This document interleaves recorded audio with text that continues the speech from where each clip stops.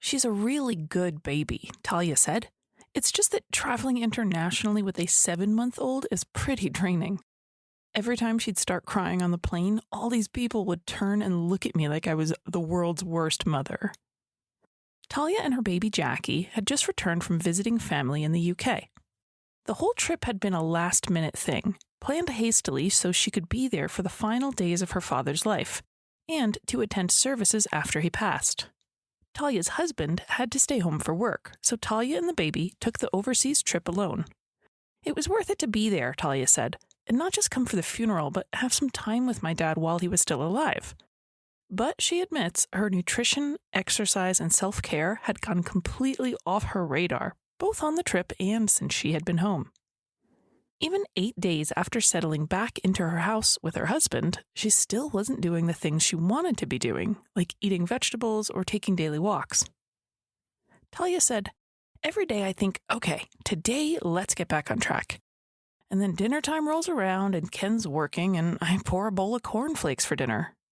It's like I just stopped caring or something, but it bothers me, so obviously I don't not care, but I'm not doing the right things, help." No doubt, Talia had just been through one of the most stressful times in her life.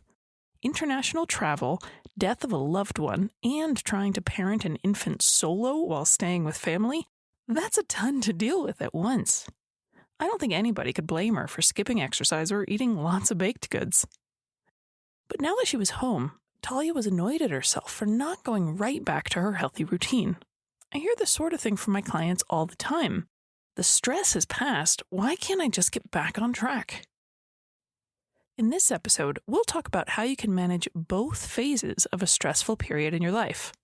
There's the acute, oh my god, this is so hard phase, and the recovery phase, which happens after the stressor is resolved, but you aren't yet back to baseline. This is the Breaking Up with Binge Eating podcast, where every listen moves you one step closer to complete food freedom. Hosted by me, Georgie Fear, and my co-coach, Mary Claire Brescia. Thanks for tuning in today, wherever you are. We're closing in on 60,000 total downloads, and I'm just amazed. Mary Claire and I are so grateful to all of you listeners, so thank you. On to this week's topic. As you listened to Talia's situation, you can probably relate. I bet you've had a week or a month which was so stressful, it really tested your ability to cope. Maybe it was recently.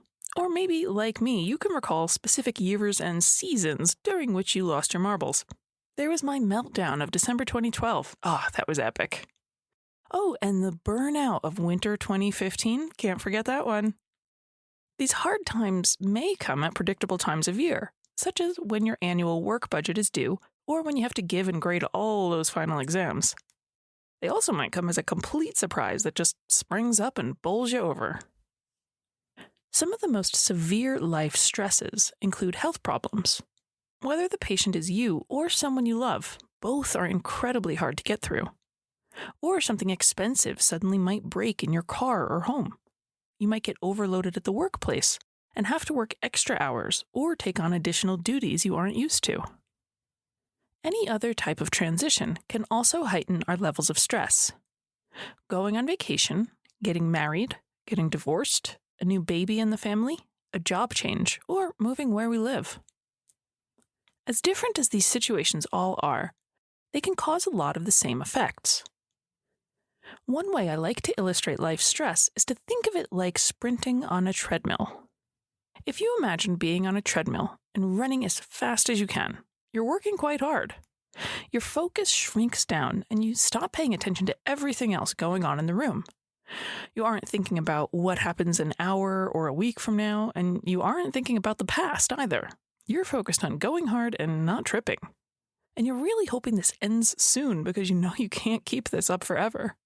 Stressful life events do a lot of the same things. They make us ignore a lot of people and things because we have to focus our energy on getting through whatever has come up. We focus most on the immediate here and now, and we do much less planning than usual. We also don't tend to look back over our shoulder and evaluate our choices in great detail. We're just trying to stay upright. And like the treadmill sprint, we hope it's over soon so we can recover. When it comes to food and stress, it's easy to understand how this here and now thinking of a stressful time leads to falling out of our grocery shopping and food prepping patterns. We're likely to not be cooking for days ahead of time or shopping with a clear meal plan in mind. More likely, we get to mealtime and realize, oh, I gotta come up with some food now. So when life feels like stress is dialed up to 11, and you're focused on just trying to stay on your feet, I want to give you 2 things to remember. Point number 1, make healthy choices a bit easier. If you are using up lots of resources dealing with stressors or crises going on, you don't want to put yourself in situations that call for lots of willpower. This is not the week to decide you'll buy lots of Girl Scout cookies and stockpile them, quote, for the kids. Bringing less temptation into your house is extra crucial when you're in a stressed state. So don't fall into the trap of thinking that you need comfort foods and buy extra treats to keep on hand. Quite the opposite. If anything, this is the time to go enjoy your treats out of the house, where you could purchase a single serving and not have to use your willpower to resist the other 11 donuts in the dozen. Making the healthy choices the easy choices also includes using convenience foods to help you get nutritious food on the table and into your stomach at mealtimes. You might want to call and get salads delivered, even if it costs a few more dollars than making your own. You might use a grocery delivery service, meal kit, or pre-made meal service to help you out so you don't have to spend so much time doing the cooking yourself. It would also be a great time to hire some help. You could hire help for watching your kids, cleaning your house, or any other task that would be great to just take off your to-do list. It doesn't cost much money, and gaining a few kid-free hours or saving 2 hours on housework can do miracles for your mental state. Point number 2, allow yourself to be temporarily different. When stress is at an all-time high, your taste buds might be off. Your appetite on the whole can be disrupted. You might not be able to sleep, or you might want to sleep a lot more than usual. You might feel less creative at work or unmotivated to do certain tasks. These changes can worry us, making us wonder if we're stuck this way forever. Don't worry, we aren't. These changes are how our bodies cope with the stress response. There's no need to panic.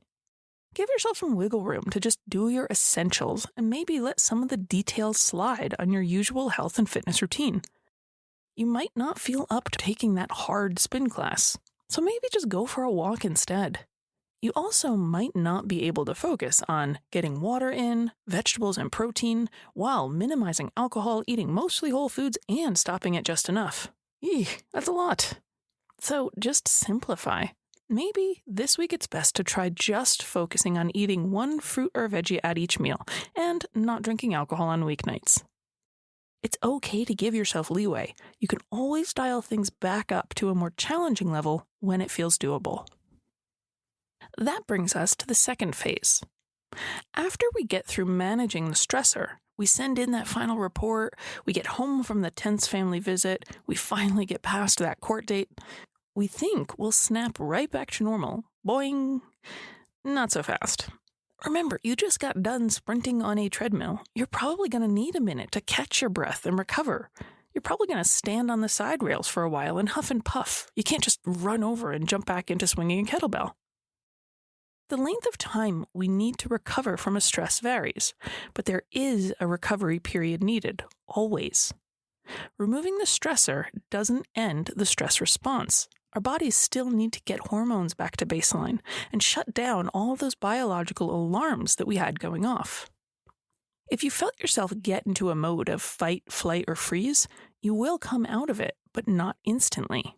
If you expected to bounce back to 100% instantly, you might be disappointed. So try to keep this one in mind. There's always a recovery period before things feel normal. While you are recovering from a significant stressor, you may feel some of the following: emotional sensitivity, teariness, trouble sleeping, lethargy or low energy, increased or decreased appetite, or a set of taste buds which only wants sweet foods and wants nothing to do with protein or vegetables. You might get a sense of emotional exhaustion or compassion fatigue, which feels like not caring as much as you usually do about other people. Your gut reaction to somebody else's issues might feel like that's their problem, when normally you're the most kind, compassionate person in your circle of friends.